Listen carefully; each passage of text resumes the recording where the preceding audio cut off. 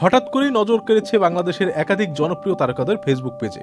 জয়া হাসান থেকে সিয়াম আহমেদ, সুনেরা বিনতে কামাল থেকে আরশ খান, বুবলি কিংবা অপু বিশ্বাস, কারো প্রোফাইলেই নেই প্রোফাইল পিকচার।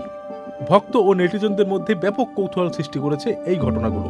পেজগুলো কি হ্যাক হয়েছে নাকি নতুন কোনো ডিজিটাল ট্রেন্ডের ইঙ্গিত? জানা গেছে আপাতত বড় কোনো বিপদ নয়। সংশ্লিষ্ট তারকারা নিশ্চিত করেছেন প্রোফাইল পিকচার না থাকলেও তাদের ফেসবুক পেজ পুরোপুরি তাদের নিয়ন্ত্রণে রয়েছে।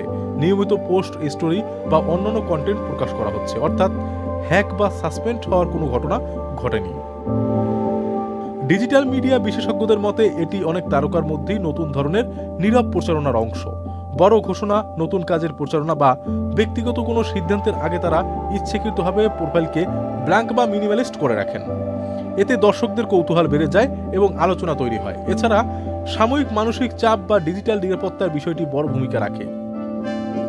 সাম্প্রতিক সোশ্যাল মিডিয়ায় তারকাদের লক্ষ্য করে ট্রোলিং ও বিদ্বেষমূলক মন্তব্যের মাত্রা বেড়ে চলেছে। তাই কেউ কেউ কিছুটা দূরত্ব তৈরির জন্য প্রোফাইল পিকচার সরিয়ে রাখেন, কিন্তু সবসময় ট্রেন্ড বা মানসিক চাপের কারণে নয়।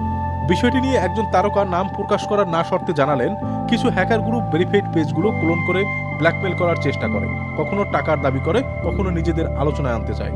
তাই আপাতত প্রোফাইল পিকচার সরিয়ে রেখেছে।